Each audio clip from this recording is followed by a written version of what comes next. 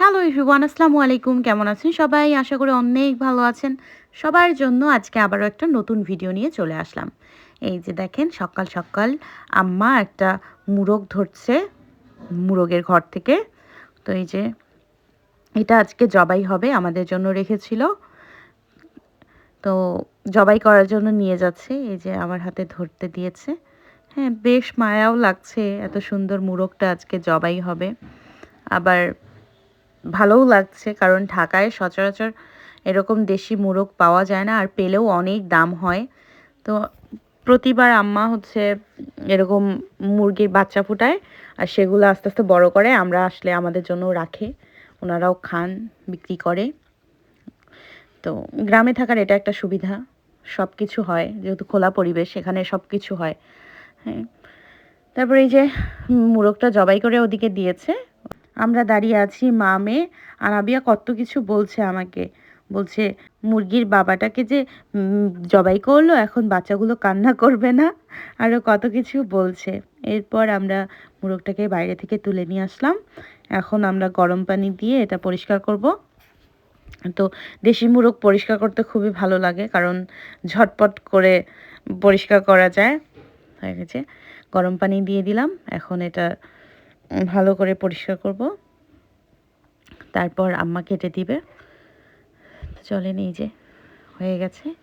ও খুব সুন্দর, তাড়াতাড়ি পরিষ্কার হয়ে যাবে, কারণ এটার মধ্যে কোনো খুঁটি নাই। আর দেশি মুরগের এই ঝালসহ রান্না করব, তো এজন্য পুড়ে রান্না করব হাঁসের মতো করে। তো চলেন, আমি এই যে বাছছিলাম, ভালো করে পরিষ্কার করে নিচ্ছিলাম। এই যে দেখেন কি সুন্দর পরিষ্কার হয়ে যাচ্ছে। আজকের ভিডিওটা আপনারা কে কোথায় থেকে দেখছেন কমেন্ট করে জানাতে ভুলবেন না, এবং সবাই কেমন আছেন সেটাও কিন্তু জানাতে ভুলবেন না। আর নিয়মিত আমাদের চ্যানেলে ভিডিও যারা দেখেন তারা তো সাবস্ক্রাইব করেছেনই, আর যারা করেননি তারা প্লিজ সাবস্ক্রাইব করে আমাদের পাশেই থাকুন, এবং বেশি বেশি করে ভিডিওটা শেয়ার করুন, যেন আমাদের চ্যানেলে যেন আরও অনেক মানুষ যুক্ত হয় এবং ভিডিওতে অনেক ভিউজ হয়। তো চলেন, এখন আমি মুরগিটা ভালো করে, মুরগ আর কি, মুরগি না মুরগ, মুরগটা ভালো করে পরিষ্কার করে নিব, তারপর রান্নার প্রস্তুতি শুরু করে দিব। এই যে মুরগটা ভালো করে পরিষ্কার করে নিয়েছি, কি সুন্দর দেখেন, কি সুন্দর জামা কাপড় খুলে দিয়েছি একদম। দিয়ে এখন চলেন, এই যে আমাদের রাজহাঁস একটা ডিম নিয়ে বসেছে, আর একটা বাইরে। এখন আম্মা এটা হচ্ছে খড় দিয়ে ভালো করে পুড়িয়ে দেবে বাইরে, চুলাতে পুড়াবে না, কারণ কালি হয়, আর বাইরে পোড়ালে এটা কালি হবে না। তো এই যে পোড়াচ্ছে। আগে আম্মু বেঁচে থাকতে এরকম হাঁস মুরগি এগুলো নিয়ে রাখতো, যখন আমরা যেতাম একসাথে সব বের করে রান্না করে দিত, বা আমরা নিজে রান্না করে খেতাম। তো এখানে আসলে আম্মাও এরকম হাঁস মুরগি রাখে, হাঁসও আছে। হাঁস যাওয়ার সময় বাড়িতে ক্লিন করে নিয়ে যাব, কারণ সামনে রমজান মাস, আর ঢাকায় হাঁসের যে দাম, কিছুদিন আগে একটা ছোট্ট হাঁস 900 টাকা দিয়ে নিয়েছি, আর এখানে হাঁস যে কোনো হাঁস 500 টাকা করে, মানে যেগুলো পাতি হাঁস সব 500 টাকা করে। তো এখান থেকে কিনে নিয়ে যাব আরও বেশি করে, আর বাসায় আছে সেগুলোও নিব। তারপরে এই যে আমি দেখছিলাম কিভাবে পুড়তেছিল, মায়া লাগছিল আমার ভীষণ। পরে দেখে আনাবিও দেখতেছিল, আনাবিওরও খুব মায়া লাগতেছিল, আনাবিও অনেক কিছু বলছিল। তারপর আজকে এটা কিন্তু পুড়ে হাঁসের মতো করেই আমি রান্না করব। আলু দিব সাথে, আজকে বড় বড় আলু দিয়ে রান্না করব। হ্যাঁ, আনাবিয়ার বাবা আলু খেতে পছন্দ করে, আর আনাবিয়ার বাবা গেছে হচ্ছে নদীতে মাছ ধরতে। নদীতে মাছ ধরতে গেছে, তো এসে পড়বে। আসলে খাবার না পেলে মাথা খারাপ হয়ে যাবে, কারণ সারাদিন কিছু খায়নি এখনও। মাছ ধরতে গেছে উনি, মাছের যে পাগল, মাছ ধরায়। মাছ খাক বা না খাক, মাছ ধরতেই হবে ওনার, মাছ পাইলে ছাড়ে না, মানে মাছ ধরা। তারপর আম্মা মুরগিটা কেটে দিচ্ছে, কারণ দেশি মুরগি অনেক শক্ত, আমি কাটতে পারবো না। আম্মা কেটে দিচ্ছে। আর এই যে আনাবিয়া এখন ক্ষুধা লাগছে, বলতেছে পাঁপড় খাবে, তো আনাবিয়ার জন্য আমি পাঁপড় ভাজতে চলে গেলাম। এই যে গতকালকে ওর বাবা এটা নিয়ে আসছিল আসার সময়, তো এই যে পাঁপড় ভাজতেছি ওর জন্য। আর আমরা 3-4 দিন আসি, এরপর চলে যাব ঢাকায়, আবারও বন্ধ পরিবেশে গিয়ে ভালো করে বিজনেস শুরু করতে হবে। এরপর কত কাজ, আবার ব্যস্ত জীবনে চলে যাব, দৈনন্দিন কাজে ব্যস্ত হয়ে যাব। এবং মাঝে মধ্যে মন খারাপ হবে, ডিপ্রেশন হবে, এটাই জীবন। এখানে আসলে একটু আনন্দ ফুর্তিতে থাকি, সব কাজকর্ম বাদ দিয়ে এই সংসারে একটু ব্যস্ত হয়ে পড়ি, ঘুরে বেড়াই, রান্না বান্না এগুলো নিয়ে ব্যস্ত থাকি। আর রেকর্ডিংয়ের কাজ তেমন একটা করি না, এরপর বিজনেসও তেমন একটা হয় না, ওই যা অর্ডার আসে এখান থেকে শুধু পার্সেল পাঠাই, এই ভিডিও তেমন একটা করা হয় না ড্রেসের। তারপরে এই যে আনাবিয়া পাঁপড় খাচ্ছিল, আর ওদিকে আমি পেঁয়াজ রসুন সব কিছু কেটে টেটে রেখে দিলাম এই ফাঁকে, কারণ তাড়াতাড়ি রান্নাটা বসিয়ে দিতে হবে। এদিকে আমি আলু ছিলে নিচ্ছি, এই যে কাঁটা চামচ দিয়ে আলু ছিলছি। এখন আলুটা আমি কাঁটা চামচ দিয়ে ফুটো ফুটো করে নিব, কারণ আলুটা আমি এরকম আস্তই মাংসর মধ্যে আজকে দিয়ে দিব, বেশ কয়েকটা আলু। আনাবিয়ার বাবা এটা খেতে খুবই পছন্দ করে, তো আসলে এভাবে রান্না দেখলে খুশি হয়ে যাবে। তারপরে এই যে আমি ভালো করে আলুগুলোর খোসা ছাড়িয়ে এখন এই যে কাঁটা চামচ দিয়ে আমি এখন এটা ফুটো করে নিব পুরো গায়ে, যেন মশলাটা ভিতরে ঢুকে যায়। এর মধ্যেই টিনের চালের শব্দ হলো বড়ই পাড়ার। ওই যে আমার ননাসের ছেলে, ও গাছে উঠেছে, বড়ই পাড়ছে, অনেক বড়ই আছে, পাকা পাকা বড়ই, একদিন বড়াই মেখে খেতে হবে। আর আম্মা বড়ইয়ের চাটনি বানায়, আমাকে পাঠায় দেয়।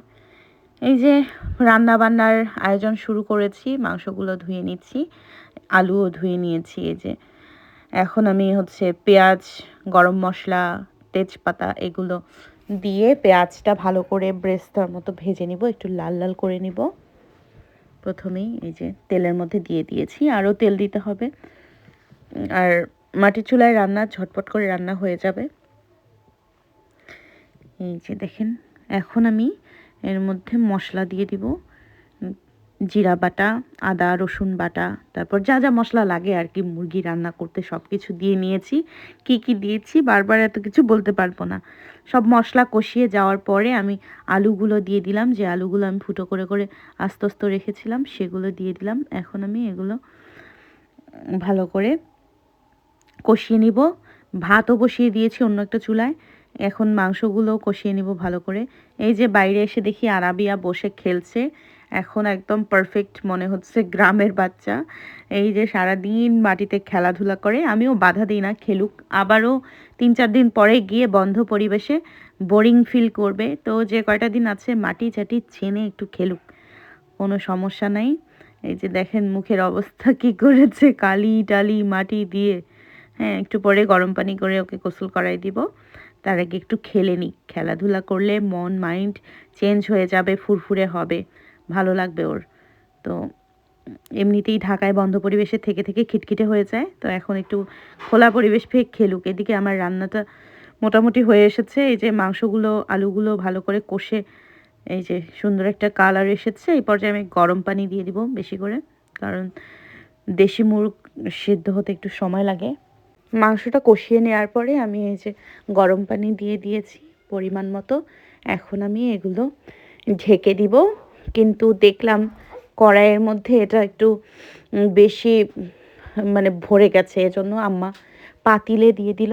তারপর আনাবিয়াকে আমি এই ফাঁকে গোসল করিয়ে দিলাম, তরকারি হলে ওকে খাইতে দিব। তো চলেন, এই যে আনাবিয়াকে খাওয়াচ্ছি কলিজা দিয়ে, আর আলু নিয়েছি, আনাবিয়াকে এখন খাওয়াই দিব। তরকারিও হয়ে গেছে, একটু ঝোলঝোলি রেখেছি, সবাই বললো ঝোলঝোলি খাবে, আর সাথে হচ্ছে আলু। এই যে দেখেন হয়ে গেছে আমার তরকারিটা রান্না। এর মাঝে আনাবিয়ার বাবা চলে এসেছে এক গাদা মাছ নিয়ে। মাছগুলো দেখে তো মেজাজটা খারাপ হচ্ছে, ছোট ছোট মাছ, এগুলো সবাই মিলে কাটতে অনেক সময় লাগবে, আর আমি তো নিচু হয়ে মাছ কাটতেই পারি না, এজন্য আমি ঝটপট করে বড় বড় মাছগুলো কেটে ফেলবো, আর ছোট মাছগুলো সবাই মিলে কাটবে। তারপর এই যে এখানে আবার কাকে কাকে দেওয়ার জন্য নিয়ে এসেছে আলাদা আলাদা করে। এই যে কতগুলো মাছ নিয়েছে, ছোট মাছ। এই ছোট মাছ আমি ঢাকায় কাটার ভয়ে নিই না, সবসময় বড় মাছ নিতে বলি, আর যেগুলো মাছ তাড়াতাড়ি কাটতে পারি সেগুলো নেই। এরপরে যে আমি ভাবছিলাম, এগুলো দেখে ভয় লাগছিল, এতগুলো মাছ কাটতে হবে, তা আমি একা তো কাটবো না, সবাই মিলে কাটবে। তারপর আমি জামা চেঞ্জ করে আসলাম, এসে মাছ কাটতে বসে পড়লাম। টুকিটাকি যাই পারি একটু কেটে দিলে হেল্প হবে, এর জন্য বসে পড়লাম মাছ কাটার জন্য। তারপর সবাই মিলে অনেক গল্প করছিলাম, মাছ কাটছিলাম, এভাবেই অনেকটা সময় চলে গেল। তো আজকের ভিডিওটা এই পর্যন্তই। কেমন হয়েছে ভিডিওটা কমেন্ট করে জানাতে ভুলবেন না। ভালো থাকবেন সবাই। অসংখ্য ধন্যবাদ আমাকে এতটা সাপোর্ট করার জন্য। আল্লাহ হাফেজ। ভিডিওটা শেষ পর্যন্ত দেখার জন্য ভালো থাকবেন।